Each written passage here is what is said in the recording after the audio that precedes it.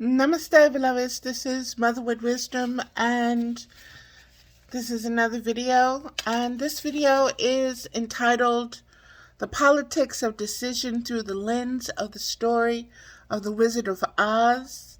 The lens of desire, from whose eyes do we peer, that makes voyeurs of us all.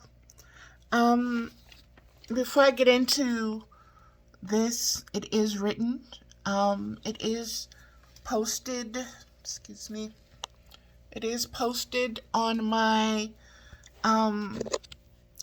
Facebook page, all of it, and I'm going to read it for those who prefer audio to the actual having to sit down and read. So, this is just a service for all who choose to receive and in ways that's easier for you to receive. So let's get into it, beloveds. The very first thing I'm going to speak on is Eros, and why Eros is the lens through which the patriarchy has us conditioned and trained to view everything from the perspective of. Okay? And so let's just get into it.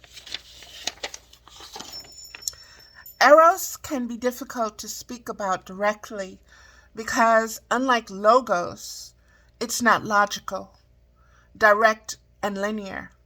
It is something that is indirectly felt in our encounters with nature, in our experience of symbols and story, music and ritual, in our relationship with others, and in the feeling body itself.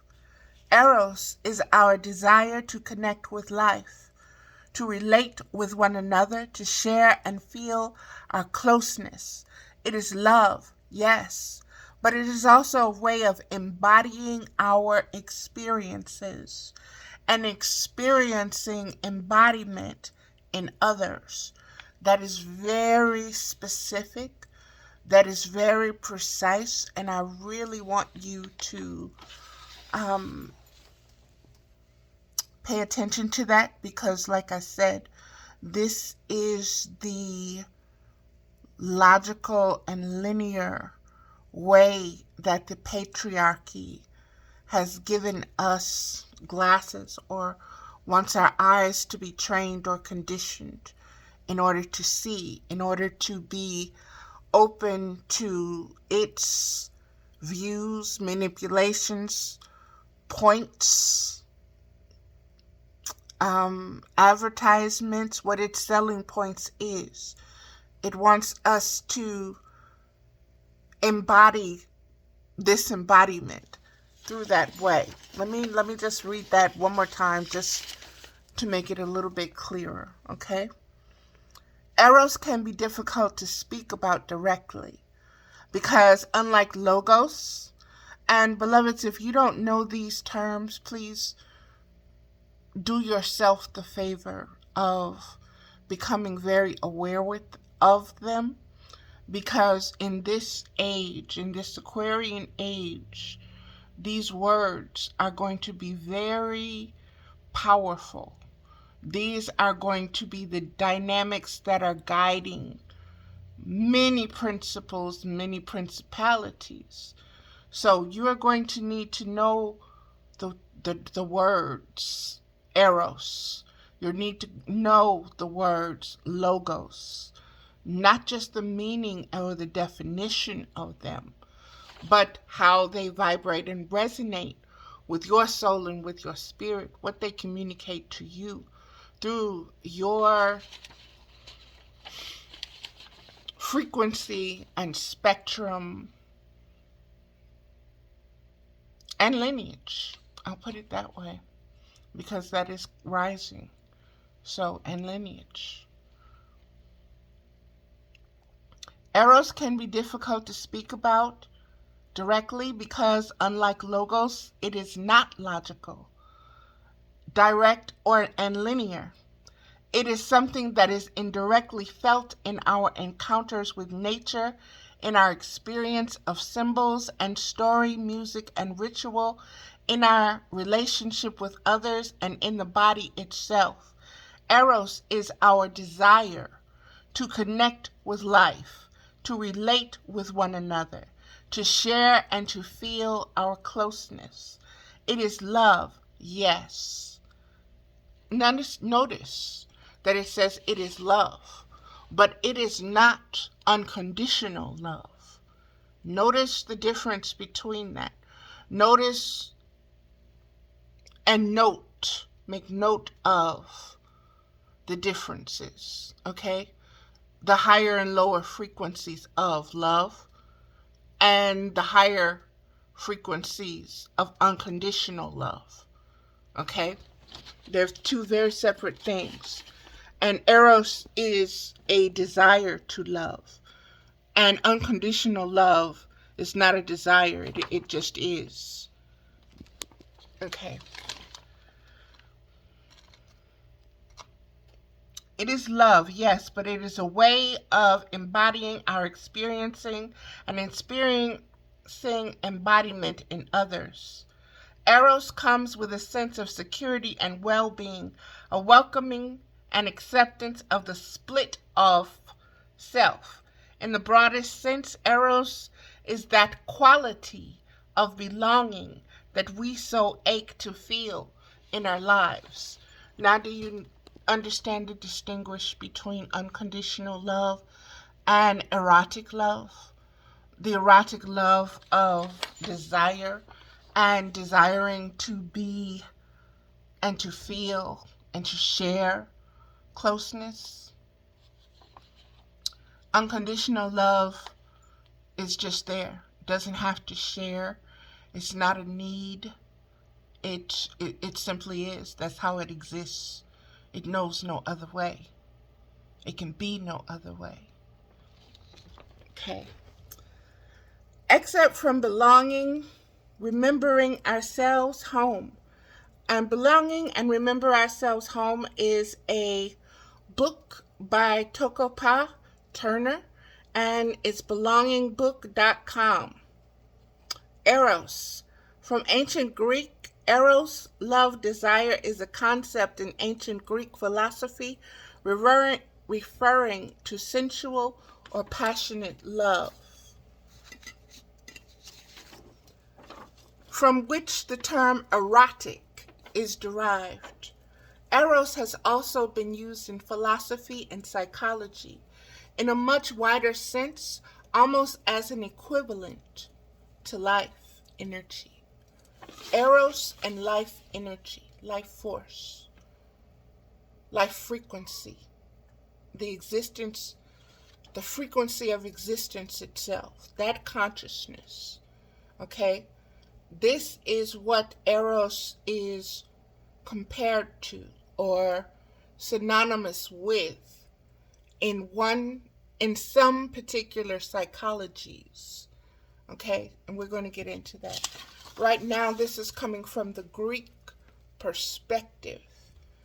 I want to make that very clear. I made that very clear on my Facebook page, okay? And again, let me just read. Eros has also been used in philosophy and psychology in a much wider sense, almost as an equivalent to life. That is the whole premise for this video, okay? That is the whole premise of this video. From the perspective of the patriarchy, the use of erotic images, words, sounds, languages, signs, and symbols, from the most simple to the most complex. The most simple would be water. That's the divine feminine. Fire, air, earth.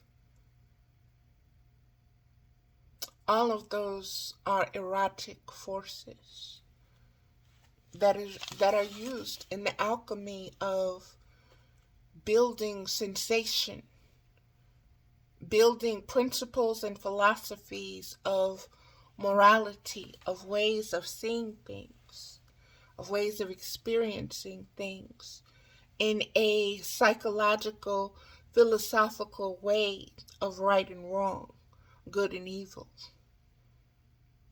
all through the erotic lens. Okay? Again, this is the patriarchy, so pay attention to what the patriarchy is desiring when it is designing and devising and divining this way of being an erotic being, of being in a state of Eros. Okay? And there is a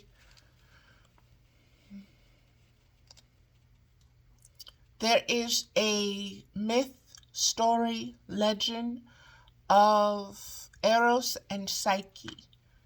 And so look that up. Understand the twining, the coils. Understand the spirals that happened between Eros and Psyche. Understand and understand why patriarchy has combined them together and what it gives us and what is hidden in that coil that can't just be seen right here, but is deeply embedded and woven inside of it. Okay? Let's keep going.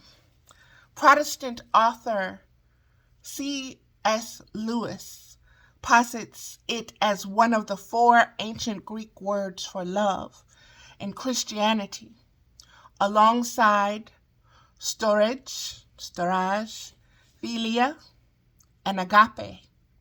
And these are the 4 types of love. Erotic, storage. I'm not very sure what storage is in this particular moment. Philia. Philia is either the family or the friendship. Storage may be fraternity. Agape is brotherly, all-inclusive. So there are 3 different types of love. And right now my mind is so past. It is miles in front of me with the Wizard of Oz right now. So I can't slow it down enough to pull the file on the 4 types of love. But you can Google them, beloveds, and do that for yourself. I do know them. I just can't access it right now. Okay? At times, the passion could even precede the first glimpse, as in Paris's letter to Helen of Troy. In the same work, where Paris says that his love for Helen came upon him before he had set eyes on her. And this is what he said: "You were my heart's desire before you were known to me. I beheld your features with my soul, ere I saw them with my eyes. Rumor that told me of you was the first to deal my wound." And I am a lover of words. I am a poetess. I have always loved stories. I've always loved words. And so this is so very romantic. This would just get your nose open so wide, okay? That is just so beautiful in its very simplicity, but the power of really and truly what it is saying is mind-blowing. Especially if you are an empathic, receptive female, and you know that what you're hearing is true. It's heartfelt. It's soul-felt. It's coming from the spirit. It's not just words that are bubbling up from an abundance of words, but it's a true desire. It's a true communication. It's a true invitation to intimacy, to look into me and see that my words are true. Look into me and see that my heart is true. Look into me and see where my feelings and my thoughts lead you. They are pure. My intent is pure. My intent is spiritual. It is love. It is of love. It is not just of desire. Because he said what?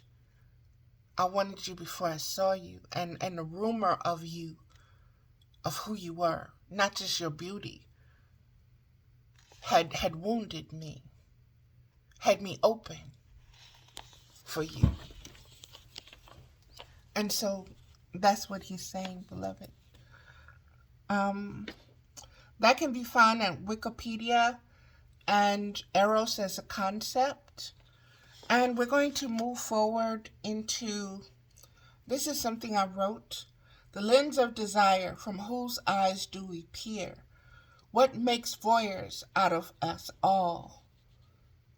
And let me explain that a little bit, because as you know, my thing is the divine feminine.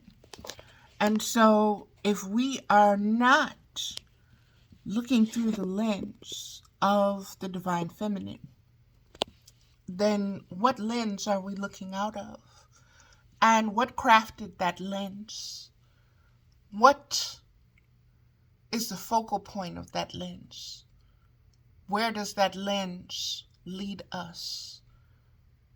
Where does that lens train us to focus? And what does it train us to focus on specifically?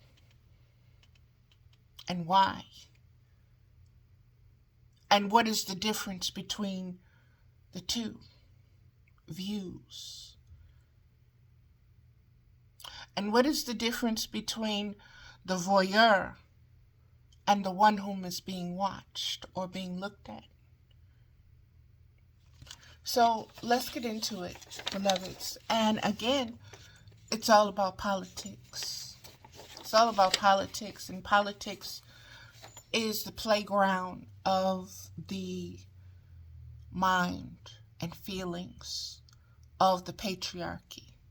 And we're going to expand upon that a little bit as we get into this a little bit more. So let's move forward with it. A person who derives sexual pleasure from secretly observing other people, especially when such people are engaged in some sexual activity. An obsessive observer of sensational or sordid subjects. Politics, religion. An obsessive observer over sensational or sordid subjects. A person who derives pleasure from secretly observing other people, especially when such people are engaged in some sexual activity. That is the definition for voyeurism. Okay? And so if we are looking out the lens of a voyeurist, the lens we're looking out of is voyeuristic. And this voyeuristic lens has been crafted by the patriarchy. Okay? Then that means that the patriarchy wants us to be obsessive observers of sensational and sordid subjects, because it is obsessed with sensational and sordid subjects. And it wants us to be in its image. It wants us made in its image. It wants us submissive to its image. Okay? It wants us to be its children. It wants to be our father figure. Okay? Let's move forward. And now we're getting into the meat of what I wrote, beloveds. The politics of decision through the lens of the story of the Wizard of Oz, the lens of desire, from whose eyes do we peer, that makes voyeurs of us all. Choices and decisions based upon powers and principalities. That is all that politics seems to be. And yet it is made out to be this great, big, unknowable thing to the average human, who has a hard time making up his or her mind, which only supports and increases the frequencies of chaos. Why? Because what we're doing only supports and increases the frequencies of chaos. What we're doing, we're unable to make up our minds.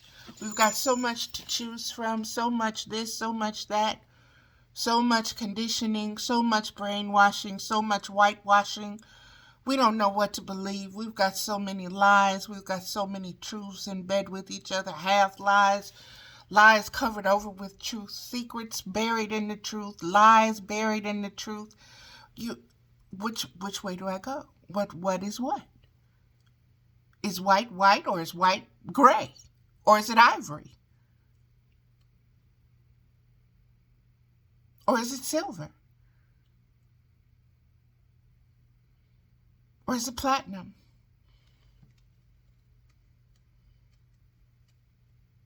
Is black black, or is it midnight black, or is it noir black, or is it blue black, or is it, which black is it? How do I choose? Just keep watching. Okay? I still can't choose. I can't make up my mind up. Remember a couple videos ago, Mama said the word was going to be up. Up, up, up, because she's rising. She's rising up. She's erecting herself. She's resurrecting herself. She said the word is up. We can't make up our minds. And when we can't make up our minds, beloveds, where does that leave the choices and decisions for the powers and the principalities when it comes to political decisions on how we are to live, on how we are to be, on how we are to commune, on how we are to evolve and how we are to grow, on how we are to even keep the law and keep the peace amongst ourselves, amidst ourselves, in our own selves. Choices and decisions based upon powers and principalities. That is all that politics seems to be. And yet it is made out to be this great big unknowable thing to the average human, who has a hard time making up his or her mind, which only supports and increases the frequencies of chaos. An obsessive observer of sensational or sordid subjects. Do you see how the voyeurism ties into politics? If you were to go back into politics all the way to the beginning of the first president, let's say, okay, or go back all the way to what we know of the beginning civilizations, okay, and what was left for us to observe, beloveds. We obsess over the sensational and sordid subjects of their lives, of their ways of being, of their ways of relating to and with each other. Why? Because this is a patriarchal lens that has been crafted for us to look through. The matriarchal, or observing the matriarchal, has been hidden, buried, erased, put in the Vatican's dungeon, basement, wherever. The original mother tongues and mother languages have been destroyed, and their children are destroyed. The ways are still under destruction. Laws of destruction, of greed, in the name of greed. And the politics of it all, we're obsessively watching. How many of us watch Standing Rock? How many of us know the terms that they used about the water being water protectors? We watched it obsessively because it was what? It was politics. It was political. If it involves us, it's political. Civil rights, political. How much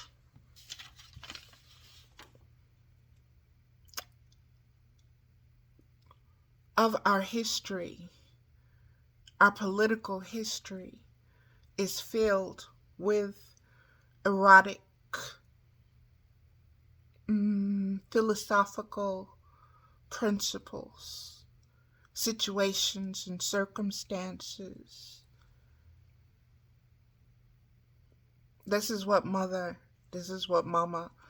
had me wake up with this morning, okay, to share. And it's blowing my mind.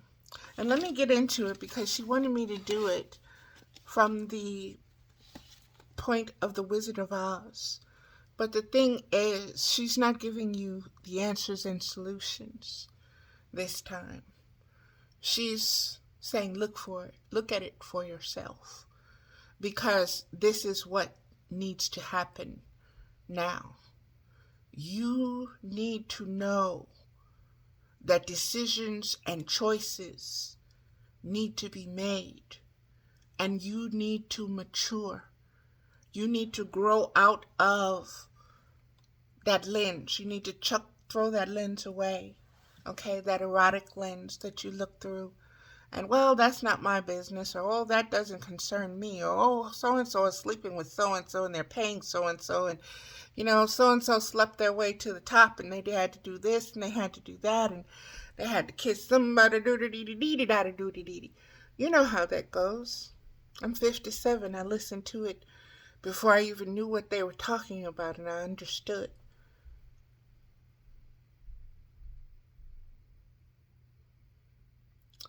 This prince didn't marry that princess because he was in love with the maid, or he was in love with the butler. Okay?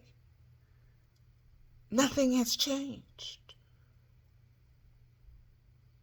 It is still the scope through which... Pause. Okay, beloveds, I'm back. Let's continue. We were at why we're having such a hard time with the patriarchy versus the divine feminine, and why that has been and why that is, why they don't want to share, why they won't see equal harmony. Okay, beloveds, let's get back into this and let's get it finished. I'm just going to read what has been coming up. I know that I had spoken of what has been coming up and what has been the word up itself, UP, in Blue Butterfly Jaguar's woman repertoire of what she is sharing and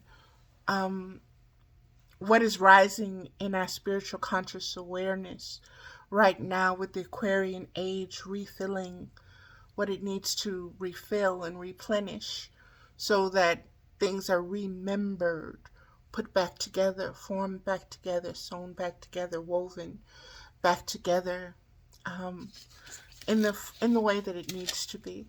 Okay, and so I'm sorry that my thought was cut off with the phone call.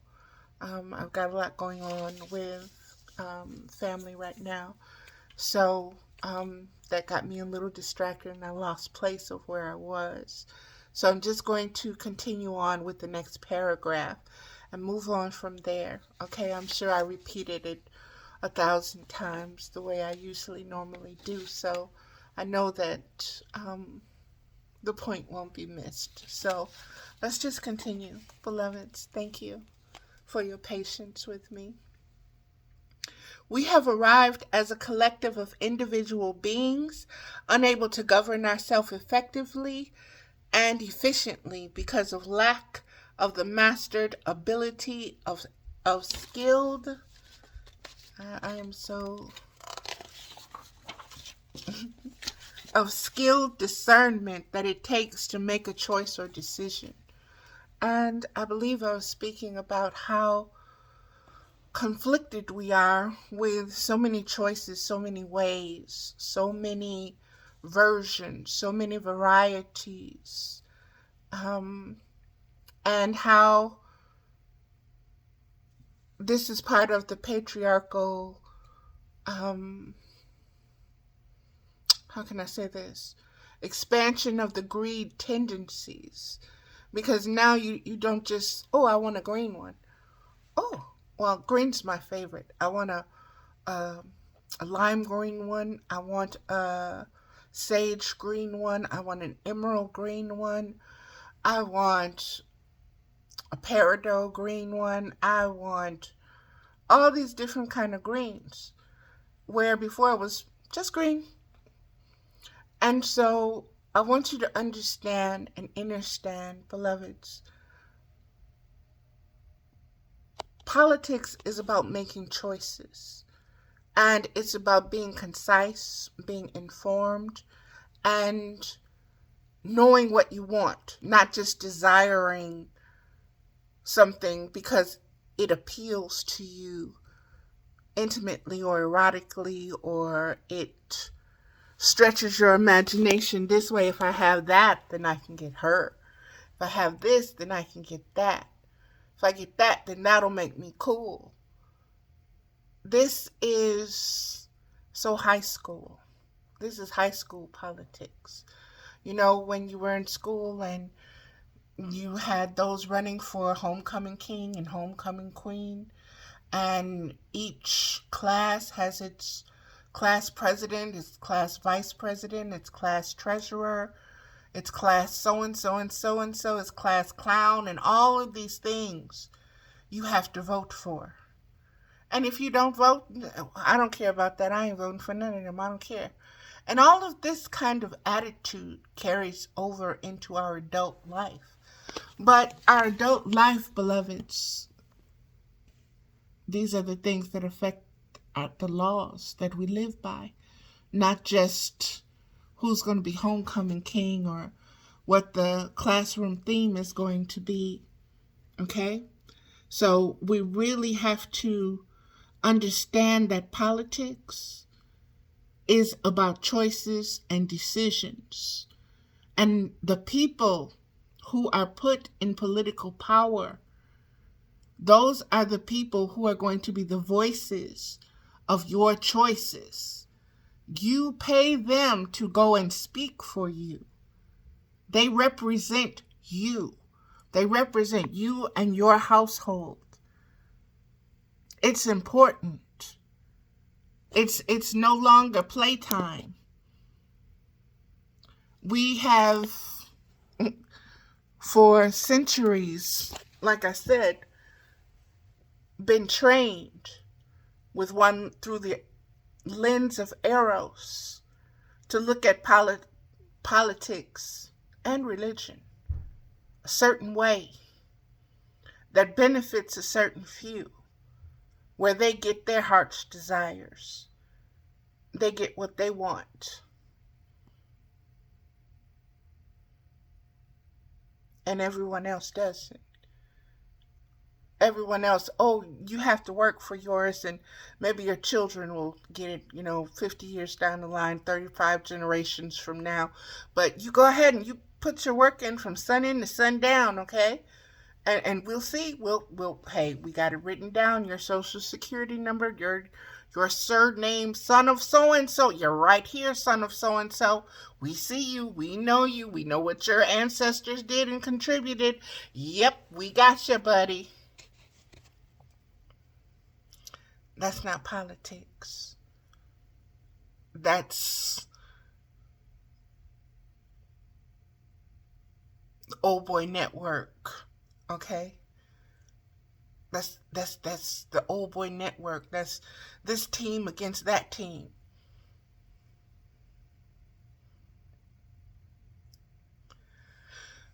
It's a popularity contest. And just because you're popular doesn't mean you're wise. And just because you're wise doesn't mean you're popular. But people have to decide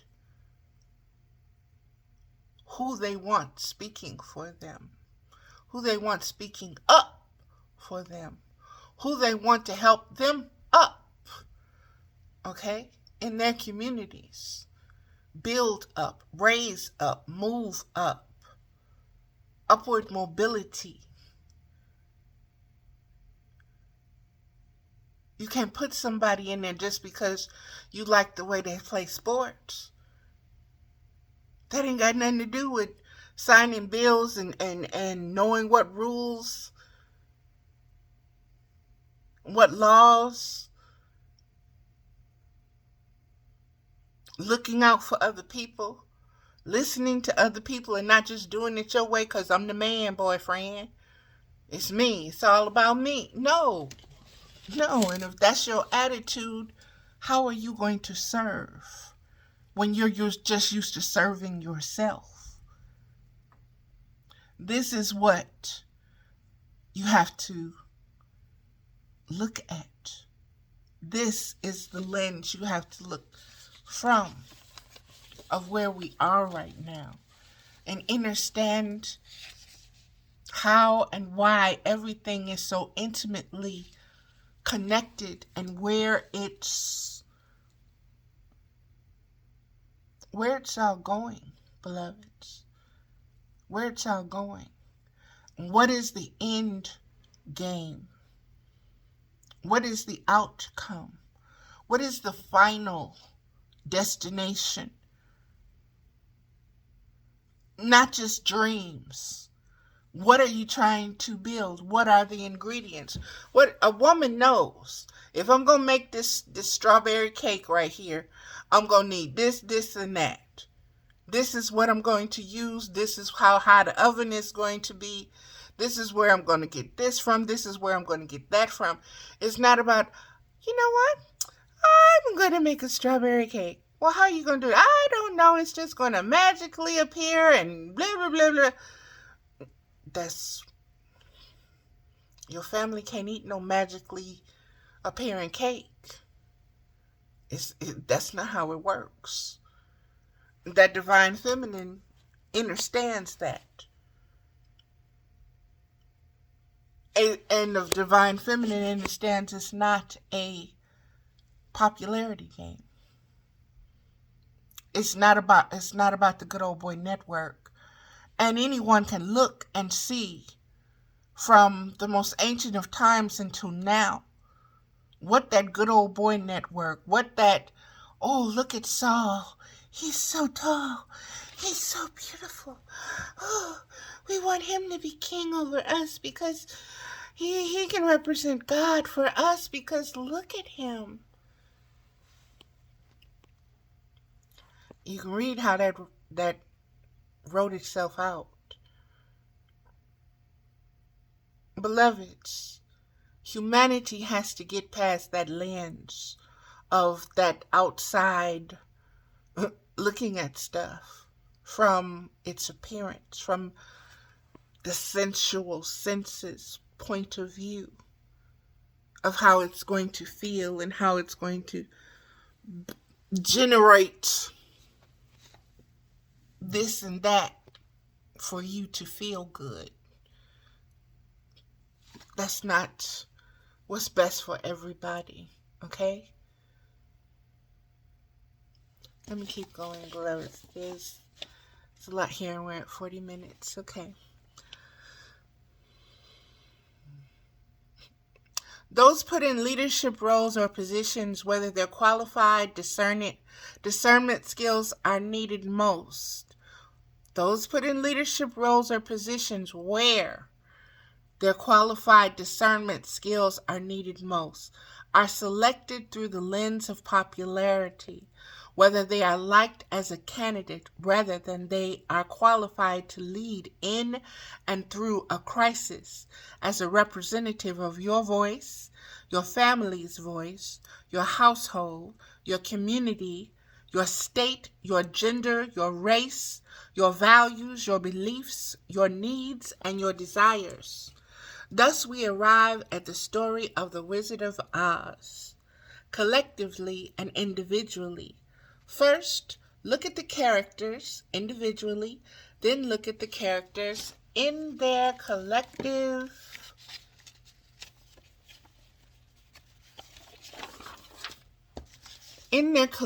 selective groupings. Who is the wizard? Why does he identify himself that way in Oz? How was my writing is something else. I be going so fast. Did he identify himself in Kansas? Why did he choose to take to the air and leave? Next, let's look at Dorothy and Toto, the dynamic duo. Dorothy, who does not trust her own mind, her thoughts and her feelings, but trusts and gives preference to Toto's instincts and intuition. If you've never paid attention to that, pay attention to that throughout the movie, beloveds. Once you do that and you see that through that lens, it gives you a whole new, deeper dynamic. It also goes into the psychology. It also goes into the sensual Eros and connection with everything, beloveds. Because the animal is instinctive. That's the most sensual, okay? The most primal part of us, okay? Dorothy, who does not trust her own mind, her thoughts and feelings, but trusts and gives preference to Toto's instincts and intuition. Why? Because dog, spelled backwards, is God. Dorothy is an orphan who is being raised by her elder aunt and uncle, who own and work a farm with the help of 3 male farm workers. I keep telling you, my mother and father were migrant workers. My earliest memories are of living communally in a barn on the farm with other migrant workers. So this is very visceral to me for many different reasons.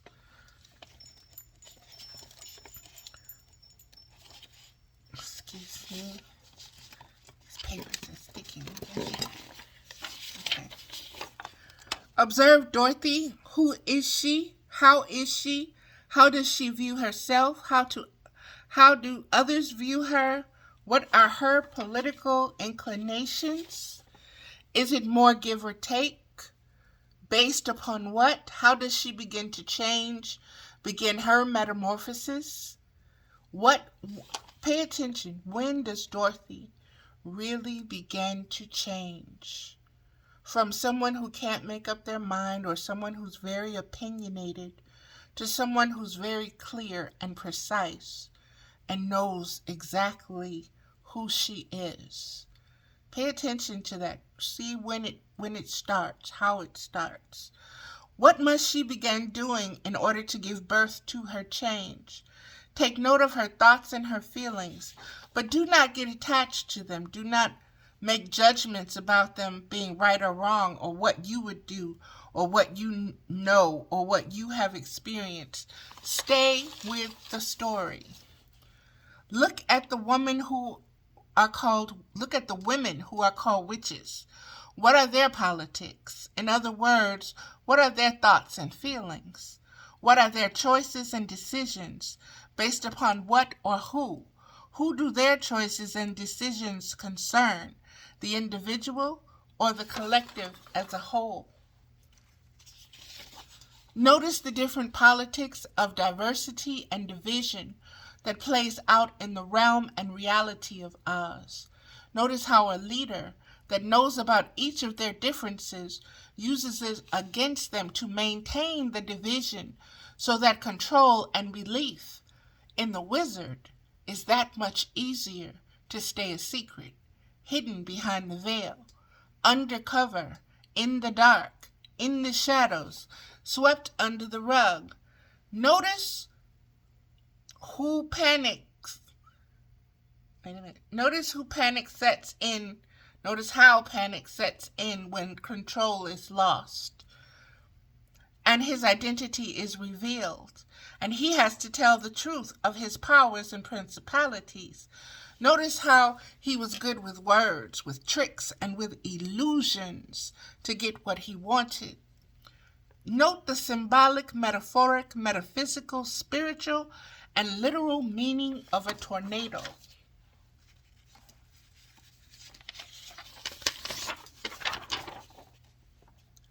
Notice the peculiarities of each collective group of individuals.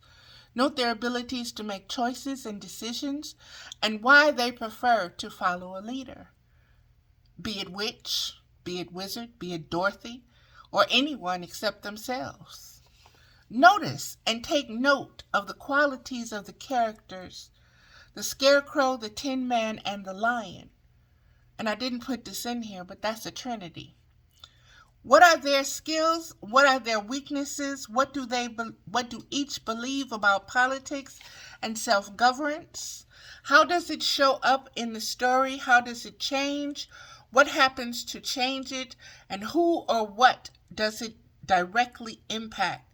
As to choices or making up your mind and acting upon your discernment, trusting yourself. And just as I was reading that, beloveds, and saying, oh, that's a divine trinity right there. And I was saying, okay, well, which one would be the divine feminine in that? And it would be the Scarecrow.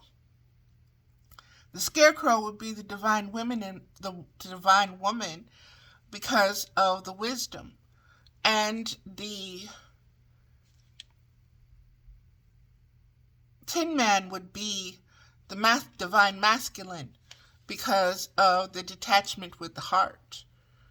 And the Lion would be the child or the Holy Spirit with courage that has to find itself and know itself in order to be actualized in all.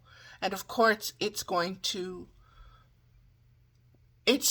bolster the two of them once they all come together. So that's that. Notice and take. Oh, I read that. How does it show up in the story? How does it change? What happens to change it? And who or what does it directly impact? As to choices of or making up your mind and acting upon your discernment, trusting yourself. Notice the symbolism of the yellow brick road and the red ruby slippers or shoes. What area of politics do these two symbols represent? How is it shown? What leads you back to that conclusion again and again? Once Dorothy learns that she should trust her own instincts and intuition to discern and choose not only her way, but her thoughts and her feelings. And she returns by waking up. Her consciousness is woken up. She wakes up when she returns, because she has been what? She has been unconscious during this time. She's been dreaming. At least that's how the story portrays it, right? So and she returns by waking up. What does that say about conscious states of awareness? How are conscious states of awareness expanded from one state to a higher or lower state? Give examples of both with your own life experiences. Who did we start? Why did we start with Eros, desire, sexual desire? Religion and politics are about sex. They are about the conscious, subconscious, and unconscious states of desire found within physical and spiritual heart's mind that desire intimate intercourse with manifested reality, matter or matters, things of substance, whether shallow or of great depths. Now, Spirit wrote this very precisely, and again, it is on Facebook in written form, and it is now on video form. So it's there, beloveds. There's a lot here to digest. Once again, she did not give answers. She gave you the questions for you to take them inside and for you to understand what is going on. And if you are able to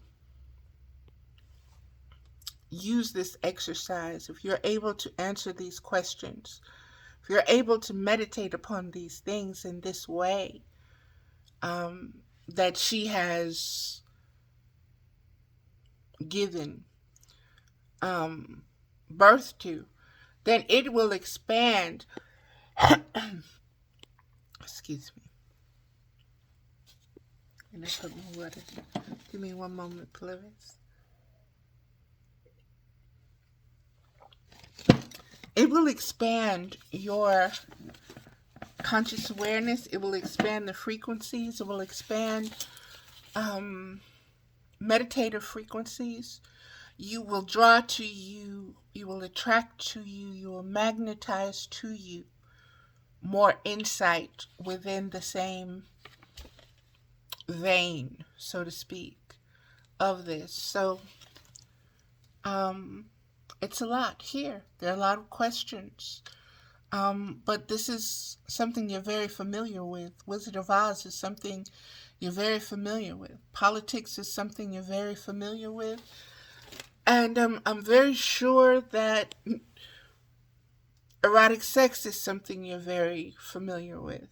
So the correlation of these three things and how they serve each other should be very interesting to you to view and observe as a voyeur. Instead of with your own lens, crafting your own lens, instead of just through the patriarchal lens of, look at it my way. This is how it is. This is asking you to answer the questions for yourself based upon your own knowledge of yourself and your life experiences, what you believe.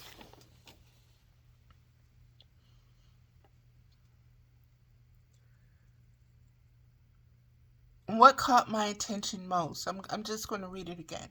Why did we start with Eros? Desire, sexual desire. Notice that the two desires there. She with Eros, okay, desire, and then sexual desire, and then religion and politics, because they're all about sex. They are about the conscious, subconscious, and unconscious states of desire found within physical and spiritual heart's mind. Your heart has a mind, has a spiritual mind, okay? So this is the mind that we're talking about. We're also talking about the physical heart and the physical mind. So understand that your spiritual heart and your spiritual mind should be one. They should be intimate. They should have intercourse with each other every second of every minute. Okay? That is the erotic way of looking at that.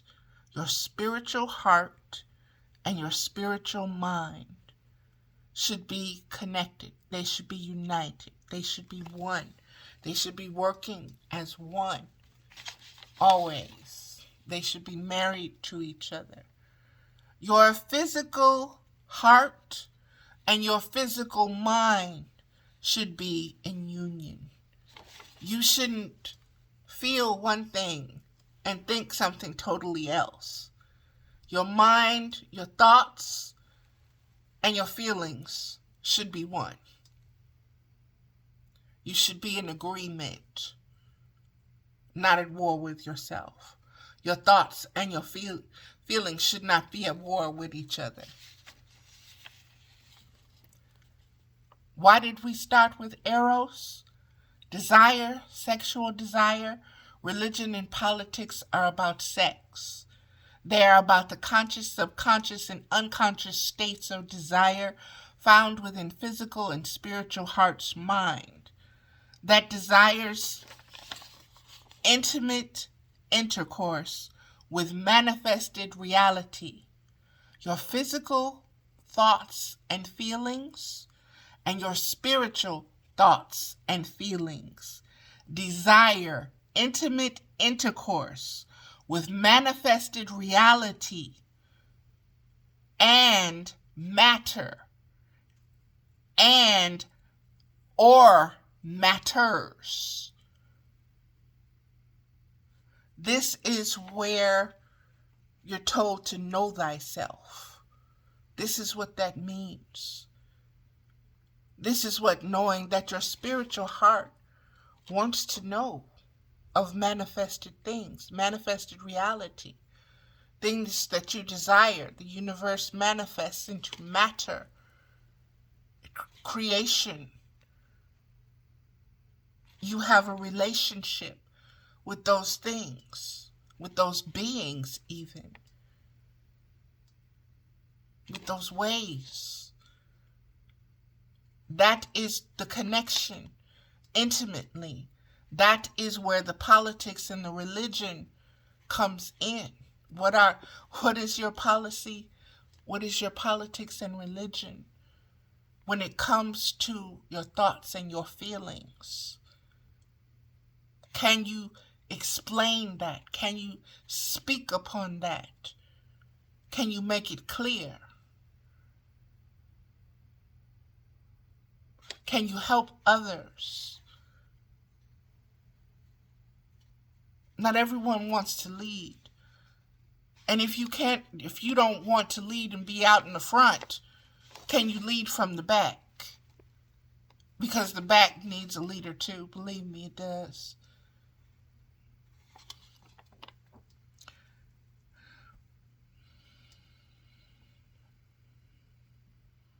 Things of substance, whether shallow or of great depth. Eros is your desire to make decisions or have them made for you. Eros is your comfortable, sacred space in your conscious awareness to exist while being satisfied with existence, yours and others, individually and collectively. That's a mouthful, beloveds, right there. That is truly a mouthful. Eros is your desire to make decisions and have them made for you. How many of us enjoy making decisions? How many of us would rather have decisions made for us? Understand the diversity in that. Not everyone is comfortable making choices for themselves. And that usually comes with its own trauma bonding, trauma existence, traumatic experiences in this lifetime or others, or simply imprintations of memories or empathy of someone else around them that they're picking up from, or even from the land itself. Beloveds, understand how